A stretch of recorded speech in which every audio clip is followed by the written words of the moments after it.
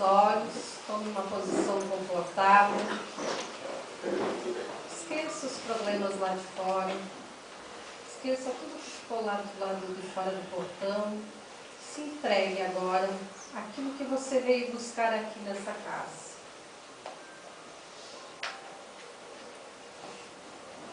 Evangelho, capítulo 18, item 6. Aqueles que dizem, Senhor, Senhor, não entrarão todos no reino dos céus. Aqueles que dizem, Senhor, Senhor, não entrarão todos no reino dos céus, mas somente entrará aquele que faz a vontade do meu Pai, que está nos céus. Vários me dirão naquele dia, Senhor, Senhor, não profetizamos em vosso nome? Não expulsamos demônios em vosso nome? E não fizemos vários milagres em vosso nome? E então eu lhes direi claramente, retirai-vos de mim, vós que fazeis obras de iniquidade. Esse evangelho ele nos mostra que Jesus disse que o reino dos céus está dentro de nós. Logo, ele é um estado interior e não algum lugar para onde iremos ao desencarnar. Disse ainda que para nós que são brandos e humildes e caridosos, o estado interior dos brandos está sempre em paz e dos humildes sempre desejosos de aprender e dos caridosos sempre tomados pelo amor ao próximo. Quem segue Jesus tem que imitar o Mestre, ou pelo menos empreender os seus melhores esforços para tal. Será bem sucedido nesse intento se esforçar-se para ser um pouco melhor a cada dia, aprimorando em si as virtudes de brandura, de humildade e de caridade.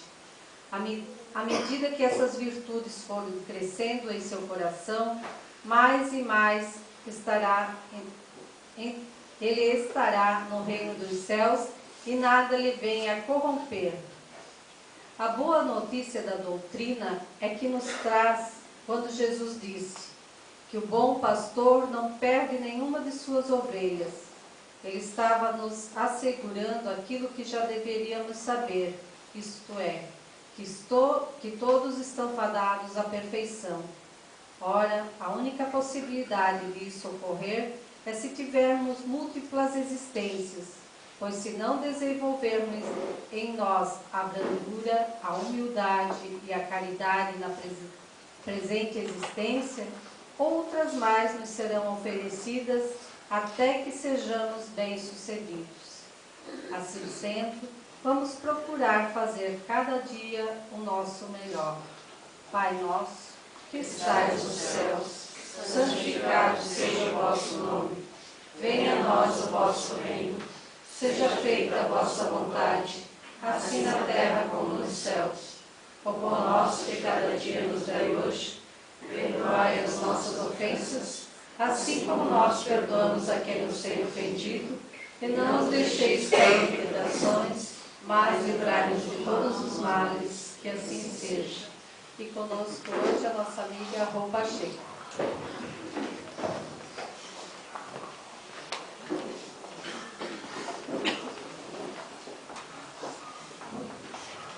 Boa noite a todos. Boa noite. Nossos votos de muita paz a cada coração presente e nosso abraço fraterno. As nossas reflexões da noite serão em torno do tema Esperança, uma luz imperecível. E trazemos uma nota inicial para a nossa reflexão, que ela é mencionada numa carta aos Coríntios, uma nota de Paulo de Tarso que diz assim: Portanto, meus amados irmãos, sede firmes e constantes, sempre abundantes na obra do Senhor, sabendo que o vosso trabalho não é em vão.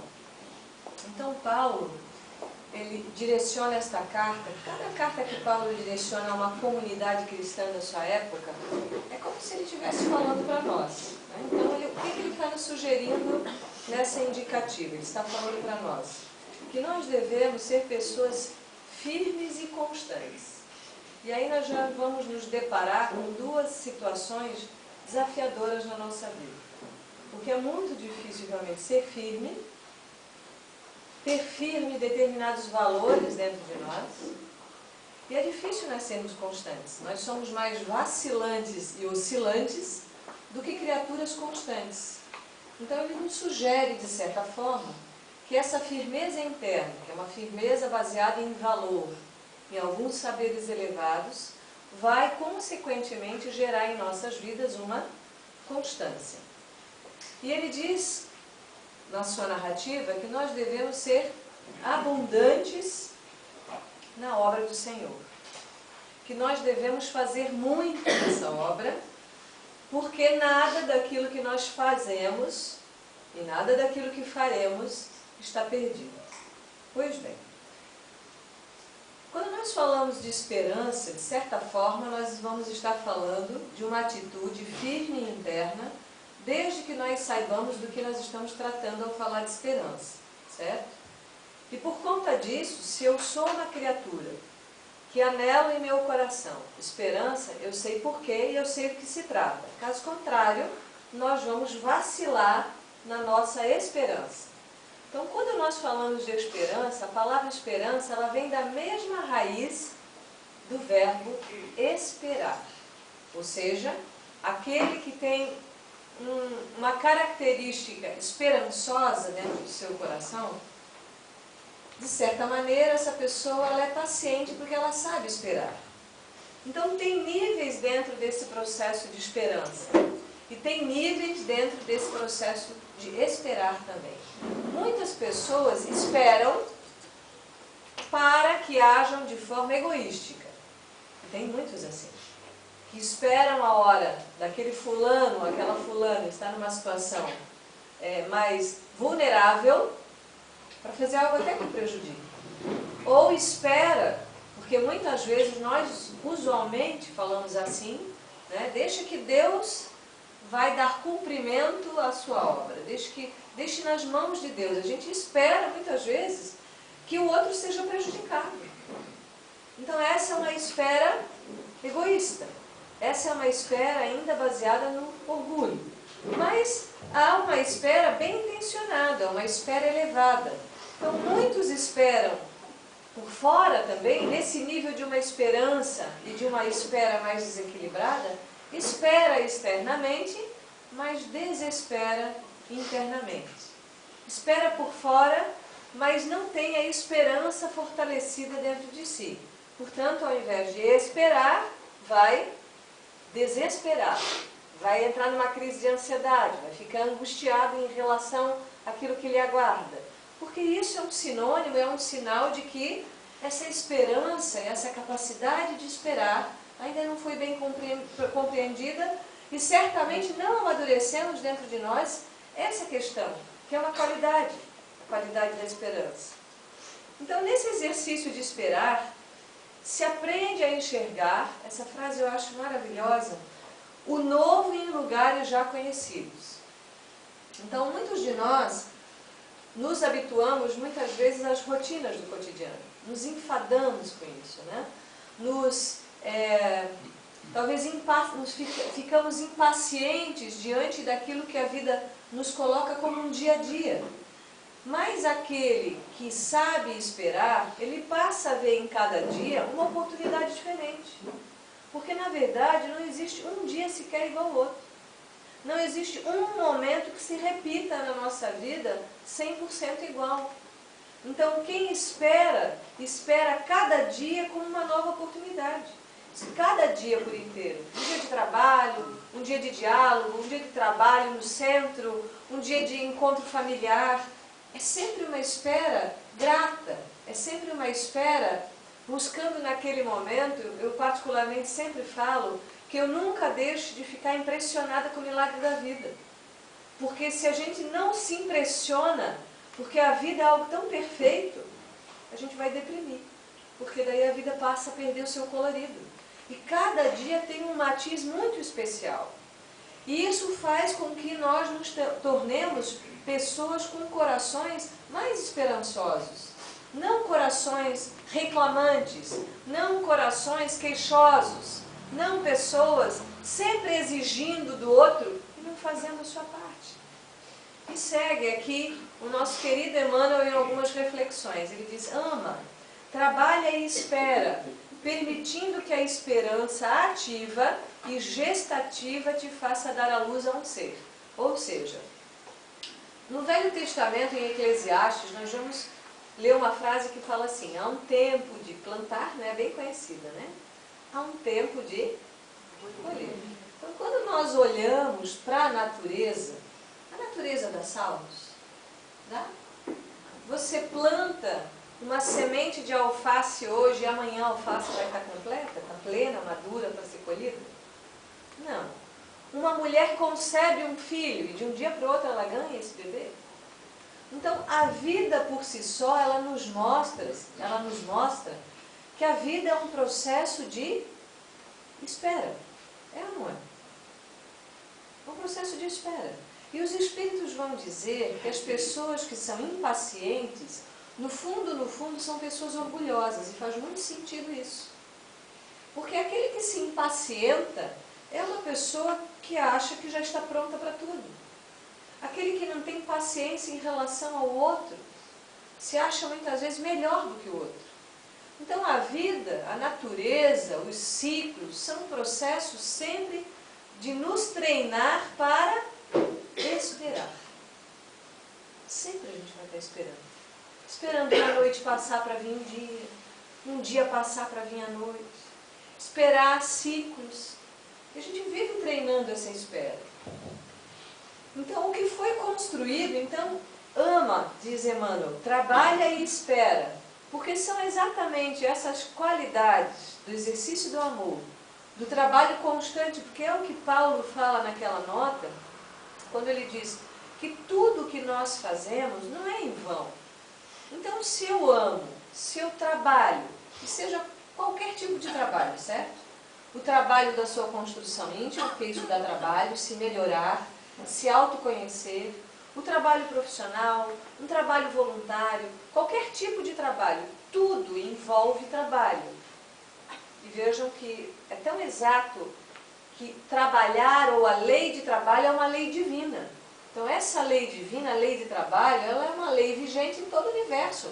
Tudo trabalha, tudo se move, exatamente porque isso vai nos fazer amadurecer internamente, desenvolvendo exatamente essas características tão preciosas na vida.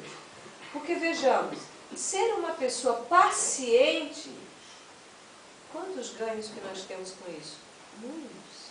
A impaciência nos rouba energias vitais salutares. Uma pessoa que não consegue esperar, sofre.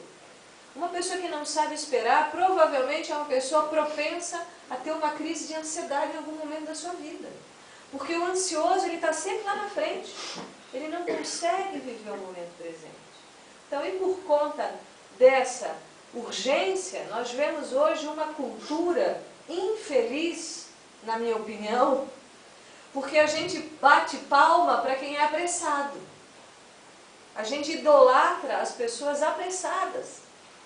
E não são os modelos mais adequados, porque nós vemos que essas pessoas que geralmente falam assim, para ontem. Ah, para quando você quer isso? Para ontem, eu preciso para ontem. Como se fosse possível. Então nós cultivamos muitas vezes essa característica da pressa como uma qualidade. E aqui nós falamos no sentido da pressa mesmo, do apressado, desse que não consegue esperar. E, portanto, é um propenso ao adoecimento. Então, nós vivemos essa cultura da pressa, onde se cultiva aquele que faz tudo ao mesmo tempo. E esquecemos, por exemplo, de viver cada momento. Esquecemos de perceber cada instante da vida. E às vezes as coisas passam tão rápido, e muitos pais dizem, puxa, nem vi meu filho crescer, mas não viu mesmo. Não presenciou a etapa. Passa anos com uma pessoa e não a conhece. Porque o processo do esperar é um processo também apreciativo. Eu olho para esse que ombreia o meu caminho. Seja ele quem for, um filho, um companheiro, um amigo de trabalho, um amigo dentro do centro espírita. Então essa espera, essa qualidade da espera, vai, de certa maneira, gestando, nós estamos gestando nesse processo, cada um de nós é um gestor desse processo do ser real, do espírito imortal, que tem infinitas potências. E muitas vezes nós nos cobramos coisas que nós não podemos fazer. Nós não amadurecemos para determinadas situações. Mas isso não quer dizer que devemos nos acomodar. Esperar não é acomodar-se. Porque às vezes dá a impressão, então quer dizer que eu vou ficar na rede tomando água de coco? Não vou fazer mais nada? Não é isso. Então, a espera é um processo ativo. Porque se nós pensarmos numa planta que cresce, ela precisa de quê? Água, sol, adubo, cuidados, não é assim? Tempo. Então é um processo ativo, é um cultivo. A mesma coisa uma gestação, essa mulher tem que estar bem nutrida para esse nenê nascer em boas condições. Um relacionamento que eu não cultivo tende ao desgaste, tende ao término, tende ao desequilíbrio. Então, esse processo da espera, ele é um processo dinâmico, que vai exigir de nós toda uma entrega nesse processo e também uma doação. Então, quem celebra, essa pessoa que celebra a vida, alcança muitos dos seus ideais, porque vejamos, né? Idealizamos em forma de promessa e compartilhamos o sonho. Isso também está dentro dos nossos processos gestativos na vida. Então, muitas vezes, quando nós pensamos assim, qual é a promessa de Deus para nós? Quando nós saímos das mãos do Criador, Deus imprime em nós essa característica divina, porque nós somos igualmente o quê? Se eu sou o filho de Deus, eu sou o cachorro que vem do cachorro, não é o cachorro. Se eu sou filho de Deus, eu sou o quê? Deus. Então eu trago essa potência. Eu não sou Deus com D maiúsculo, mas eu sou um Deus com D minúsculo. Tudo às suas devidas proporções. A promessa de Deus é dita por Jesus quando ele diz, vós sois deuses. Essa é a promessa de Deus em nós. Então tudo aquilo que nós buscamos quanto sonho na vida, não é assim? Nós não temos sonhos, ideais. Quando eu crescer, eu vou trilhar fazer essa carreira acadêmica, eu quero casar, eu quero ter filhos, eu quero me dedicar a uma obra. Nós não idealizamos? E tudo mesmo que nós buscamos, sem exceção. Mesmo muitas vezes nós escolhemos alguns caminhos tortuosos, tudo nos leva a essa reconciliação e a essa expressão de divindade, mesmo que demore. Então todos os nossos sonhos vão nos levar um dia à expressão máxima dessa divindade. Mesmo que sejam coisas materiais. E mesmo que muitas vezes nós fazemos muito isso, né? Eu vou ser feliz quando casar. Aí depois casa e pensa, eu vou ser feliz quando descasar. Aí diz, não, mas eu vou ser feliz quando casar de novo. Aí casa e pensa, eu vou ser feliz quando descasar de novo. Porque muitas vezes nós fazemos essa projeção lá fora. Esquecemos de buscar dentro de nós esse estado completo, porque somos ainda criaturas que vivemos muito fragmentadamente. E quanto mais fragmentadamente, mais nós vamos viver o desequilíbrio, e não o equilíbrio e essa totalidade que cada um de nós é. Então, quando fomos gestados nas mãos do Criador, a única promessa dele para nós é que nós somos Deus. E que nós não devemos desistir disso nunca. E às vezes, percebam só, nós estamos quase concretizando algo e o que acontece muitas vezes? Nós desistimos. Se cada um de nós fizer um checklist bem rapidinho da sua vida, quantas coisas deixou inacabada na sua vida? Certamente algumas, né? Um curso que começou e não concluiu, uma coisa que gostaria de fazer e não fez, ou muitas vezes porque se sentiu inapto ou incapaz. Então, essa situação desistente dentro de nós mostra como nós temos pouca esperança. O Chico Xavier traz um exemplo brilhante nesse quesito, onde ele fala de um empresário, um grande empresário brasileiro, e no momento eles viviam uma crise financeira muito grande, o país vivia uma crise financeira, isso foi por volta do ano de 1900 e pouquinho, bem, final do ano 1800 e início do ano 1900. Um empresário, tinha uma indústria de fios. Brasil em crise, nada diferente do que a gente está vendo hoje. Nunca saiu da crise. Mas enfim, ele comete o suicídio, porque a empresa dele iria à falência. Passado aproximadamente uns 30 anos no plano espiritual, foi concedido a este homem, que lógico, vejamos bem, cometer o suicídio é transgredir uma lei divina, e é grave isso. Mas nunca nos faltam oportunidades para que a gente novamente recupere o caminho do equilíbrio e refaça a sua trajetória, certo? Então, provavelmente, ele passou por algum período no plano espiritual se reestruturando e ele pede ao mentor que o acompanhava se ele poderia visitar a família e os filhos, que naquela época eram muito jovens, mas já estavam sendo introduzidos dentro da empresa para ajudar o pai. Para surpresa desse homem, o espírito o leva para a empresa e vê uma foto dele na sala da presidência, onde estão os filhos já mais velhos, a empresa próspera, tudo maravilhoso. E aí ele não entende e pergunta, mas o que aconteceu? Se quando eu cometi o suicídio, o Brasil estava em crise, eu não tinha como melhorar a situação, ele falou.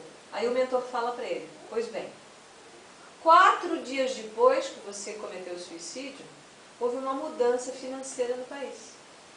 4 dias depois. Isso não nos faz pensar?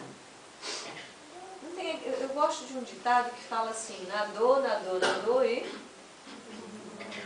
Na verdade eu não gosto nada desse ditado.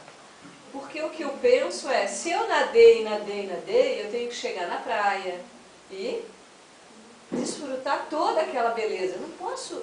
Que sentido tem nadar e morrer na praia? Tem algum sentido? Fiz e não desfruto.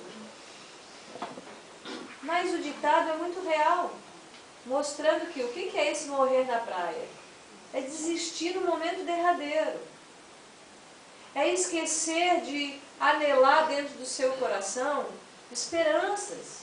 Deus não nos abandona nunca.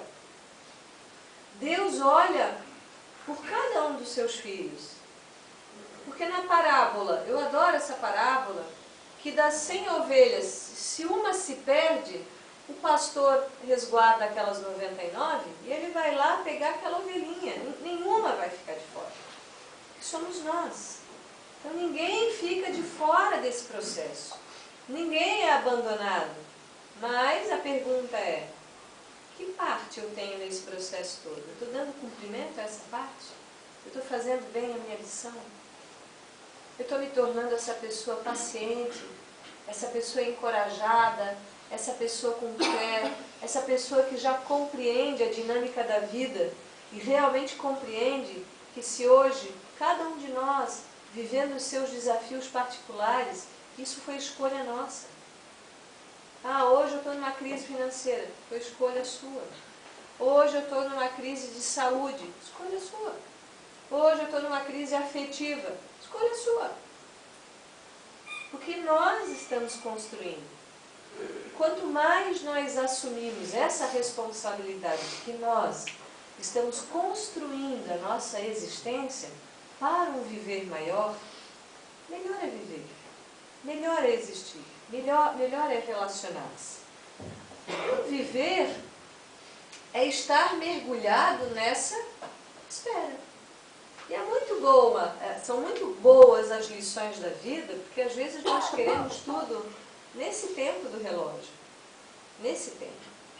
E a vida vem e parece que puxa o nosso tapete para fazer a gente Esperar. Porque nem tudo é no tempo que a gente quer, mas muito é num tempo divino. Porque se ora, eu trabalho, eu me empenho, e se isso que eu desejo tanto não me chega, é por quê? É porque eu estou preparado? Lógico que não. Se aquilo que eu me empenho tanto para receber, seja em que âmbito da vida for, não me chega, provavelmente eu não estou pronto para receber isso ainda. Então é preciso amadurecer um pouco mais e não desistir, certo? Mas nós podemos pensar assim, puxa, mas eu vou insistir numa coisa que me faz mal, aí é preciso fazer um outro tipo de reflexão, certo? Porque nós não podemos nos violentar. Isso é um sinal de desamor, não de amor. Então eu vou abrir mão daquilo que me violenta. Mas eu não vou desistir nunca daquilo que me faz crescer. Jamais. Nisso eu persisto. E vejamos, né?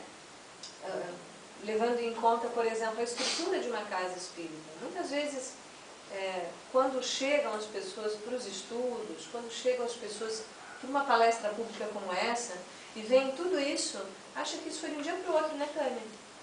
Quanto trabalho que tem aqui, quantas mãos visíveis e invisíveis, trabalhando nos dois planos para que as coisas se concretizem. Isso dá trabalho. Quando nós vamos planejando a nossa reencarnação, mãos invisíveis, meu Deus, é um processo tão complexo esse. É tão complexo reencarnar, é tão complexo, é matemático, isso é uma matemática divina tão complexa, para poder juntar aquele pai com aquela mãe, com aqueles irmãos, às vezes demoram anos, séculos, para juntar aquele grupo. A espiritualidade espera para que aquele grupo se reúna. E nós aqui orgulhosos, egoístas, temos a dificuldade às vezes de esperar 80 anos, que não é nada no cômputo da eternidade. 80 anos, 70 anos. Às vezes a gente fala, eu não aguento mais essa vida. Isso é uma blasfêmia. Eu vou usar a palavra pecado não na conotação dos nossos irmãos católicos, e com todo respeito, mas é uma infração eu falar, eu não aguento mais. Porque se está pesado, tem pessoas que têm mais peso. Chico Xavier, uma vez ele deu uma orientação para o Divaldo Franco, para o Divaldo não, para o Raul Teixeira. Ele disse, meu filho, se você se debruçar na soleira da janela e ouvir os clamores do mundo, você não dorme mais.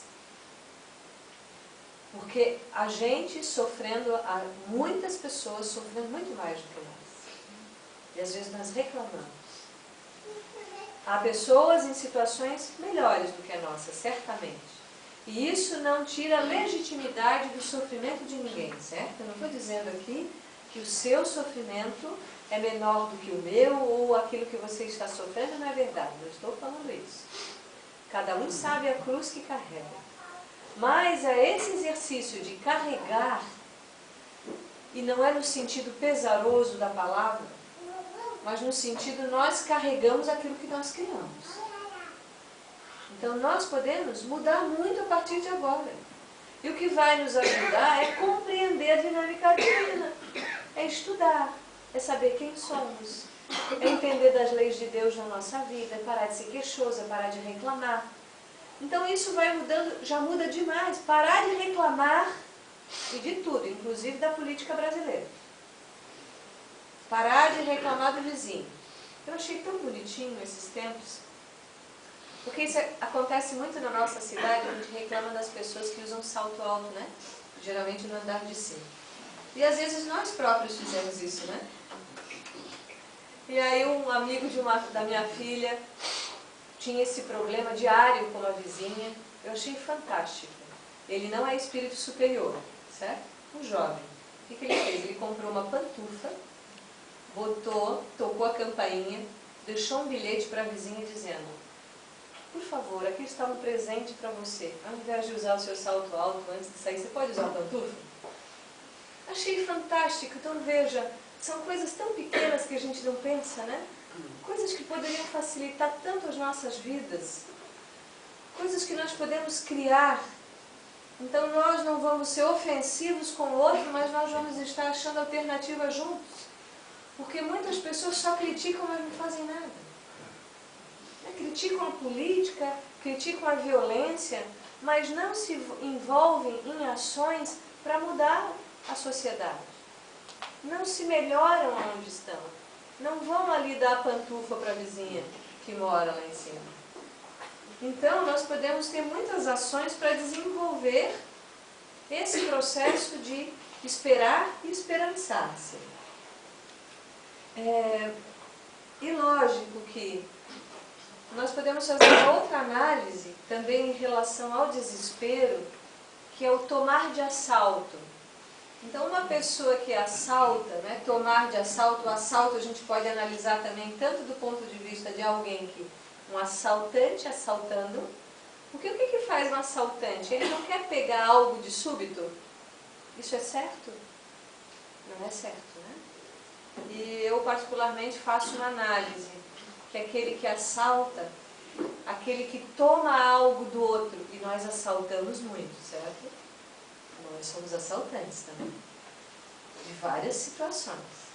Então, quando eu quero tomar algo de súbito, na verdade, eu estou atestando que eu sou incapaz para aquilo. Quando eu quero uma coisa que o outro tem, eu estou dizendo para mim, não sou capaz de ter isso pelos meios naturais. Porque se um assaltante vem e toma uma carteira de alguém, ele está dizendo o que para ele mesmo? Eu não tenho condições de ter um trabalho. Não está falando isso? Eu não tenho condições de ter um trabalho, por exemplo, trabalhar 30 dias e receber o meu dinheiro licitamente. Estão compreendendo? Estamos juntos no raciocínio? Estamos. Então, às vezes a gente analisa a pessoa que infringe uma lei, porque na verdade o infrator é alguém que faz uma coisa sempre de súbito. E novamente aí nós vemos o quê? A falta da capacidade de esperar. E no entanto, quando nós fizemos essa análise, geralmente nós colocamos o outro, o diminuindo sempre. Aquele ali não presta, é um vagabundo, é um assaltante. Mas será que essa pessoa também foi ensinada a isso? Será que foi amado? Será que nós estamos ensinando isso para os nossos filhos em casa? É tipo, respira, se acalma, uma coisa por vez, tudo vem no seu tempo, tudo que você faz, por mais cedo ou mais tarde vai voltar, porque essa é a dinâmica da vida. Ninguém está isento de receber de volta o que tem feito. Ora, se no Eclesiastes o profeta vai dizer que há um tempo de plantar, há um tempo de espera, há um tempo de colher, a colheita está sempre de acordo com o que eu planto, certo? Eu não planto alface, colho melancia, isso não existe. Então essa matemática da vida divina, ela é perfeita. Só espera com proveito quem tem paciência, porque quem não tem paciência quer controlar a vida. Precisamos programar, mas não dominar. Vejam que sábio isso. Porque nós fazemos programações, certo? A gente programa as coisas ou não programa, vocês não programam. Isso é prudente, isso é inteligente, a gente faz uma programação. Mas como nós estamos inseridos dentro de um grande sistema, certo? E todos nós estamos ligados a todos e a tudo e a todo o universo. Isso é bem amplo. Paulo vai dizer no Livro dos Espíritos que com o tempo a nossa tendência é orbitar em torno da unidade. O que ele está dizendo? Por que ele diz isso? Que na medida em que nós evoluímos, mais nós nos sentimos uno com Deus e uno com toda a sua criação. Então, eu programo, eu faço a minha programação, mas como eu estou sistemicamente relacionado a muitas pessoas, às vezes a minha programação não vai ser naquele tempo. Então eu programo, mas eu não domino. Eu planto, mas eu não sei se vai chover, se vai dar sol, ou quem planta sabe disso. Não, eu tenho alguns amigos que são agricultores no Rio Grande do Sul, e quantas vezes fazem tudo certinho, eles plantam. Eles preparam a terra, plantam na época certa, mas aí dá uma estiagem, dá uma seca. Mas aí eu desisto por causa disso? Não, daí o que faz o agricultor de novo? Ara de novo a terra, prepara e continua. Porque um dia a colheita vai ser muito farta. E essa colheita não é feita na terra, não é aqui. Então, às vezes, dentro desse processo da esperança, nós queremos já colher tudo nessa vida, e não dá. Jesus diz que aquele que quer a sua recompensa na terra já tem, já está tendo. Então, nós fazemos todo um processo de existência nessa encarnação, mas, na verdade, onde nós vamos desfrutar é no plano espiritual. E aqui são treinos de paciência, de esperança, de amor, de fraternidade, de autocontrole, de autoconhecimento, de fraternidade, de amizade. A gente vai estar na Terra para fazer esse treino, para que um dia a gente possa desfrutar dessa plenitude toda no plano espiritual. Então, há um conto grego que fala assim: Pandora é uma mulher muito bonita, ela é uma deusa do panteão grego. E Zeus deu a ela tudo o que uma mulher pode imaginar. Ela é belíssima, ela é inteligente, ela domina as artes, ela é rica, ela é poderosa, ela tem tudo, tudo a quinta potência. Só que Zeus fez a pior coisa que alguém pode fazer para uma mulher: gerar uma curiosidade. Ele entrega para ela uma caixa e diz: você tem tudo, a única coisa que você não pode fazer é abrir a caixa. Imagina que triste isso para uma mulher. Mas mulheres mais maduras não são mais curiosas, certo, meninas? Mas ela fica, imagina, com a caixa. Ela tem tudo, mas olha para a caixa. Mas chega um dia que ela vai lá e abre a beiradinha da caixa. E saem todas as pragas do mundo. Sai a morte, sai a doença, sai a crise financeira. Depois vocês vão conversar com a Pandora, tá? Ela abre aquela caixa e sai todas as pragas, toda a infelicidade. E ela se desespera, ela tenta fechar, mas não tem mais tempo. Então ela libertou no mundo todas as dificuldades. Isso é um mito, muito interessante por sinal. Porque a gente pode analisar esse mito de várias formas, certo? Nós somos a pessoa com a caixa. Quem abre a caixa? Nós. Dá para voltar atrás em algumas coisas que a gente já fez? Não dá. Se eu já machuquei alguém com uma palavra, eu posso voltar atrás? Muitas vezes não. Às vezes a gente não vai ter mais o tempo hábil. Mas Zeus, muito compadecido, tinha deixado uma surpresa no fundo da caixa. Quando ela olha para a caixa, ela vê uma luz tão brilhante, mas tão brilhante, e Zeus diz para ela: o que essa caixa guarda, na parte mais profunda, é a esperança. Porque por mais piores que estejam as coisas, por mais difíceis que elas estejam, por mais doença, por mais escassez, por mais reveses, por mais dificuldades que a humanidade experimente, a esperança é uma estrela imperecível. A esperança é uma luz sempre brilhante. Vamos imaginar assim: Jesus é o nosso modelo e guia. E Ele está à frente. E nós estamos aqui acanhadamente ainda a passos lentos. Mas Ele lá na frente é uma estrela tão brilhante que, por mais escuros que sejam os nossos dias, Ele sempre está de mãos estendidas para nós, dizendo: vem, só por hoje, mais um passo. Só por esse minuto, uma respiração mais profunda. Só por essas horas, mais coragem.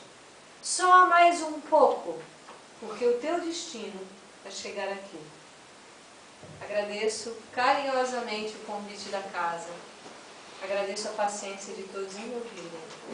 E espero ter plantado hoje, dentro do coração de cada um pouquinho de esperança. Porque a vida só melhora, só progride, só muda. Muito grata.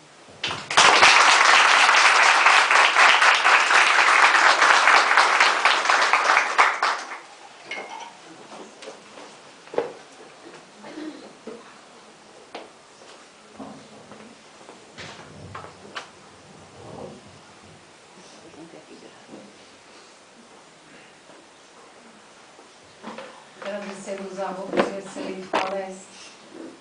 Vamos fechar os olhos e nos prepararmos para o passe. Oração da gratidão. Que a verdade se manifeste em mim. Sou grato pela vida. Agradeço pelo ar que entra pelos meus pulmões e me traz a vida. Agradeço pelo sol que me esquenta. Manifesto uma profunda gratidão pela água que chega até a minha casa. Sou grata por um dia que me traz uma nova oportunidade de ser feliz. Expresso a gratidão por cada pessoa que passa em minha vida. Agradeço por todas as coisas boas que acontecem em meu dia.